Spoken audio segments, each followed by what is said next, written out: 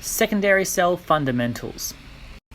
Secondary cells, by definition, are rechargeable. What that means is that we can put electricity in and drive the reaction that produces electricity back the other way.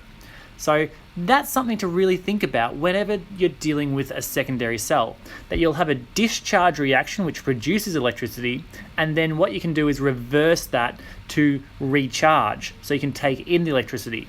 An example I've got here is a cadmium rechargeable cell. It produces electricity using this particular equation. Now, if I know that this is the discharge reaction, I can simply get the reverse of that to get my recharge reaction, which is down there. So therefore, we understand how we end up with these reactions happening. Let's look at some of these words I've got here. In discharge, electricity is produced. This means it's a spontaneous reaction. So therefore, when you're looking at an electrochemical series, or if you've got some E0 values, you can look for a reaction that's going to be a spontaneous reaction where you have a strong oxidant and a strong reductant simply reacting together to produce electricity.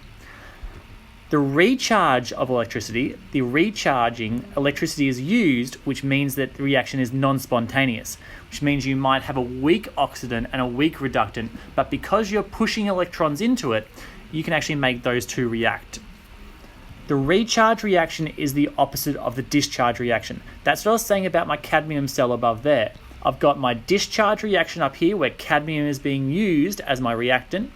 And then down here, I've got cadmium as being a product in my recharge, because the recharge is the opposite or the reverse of my discharge.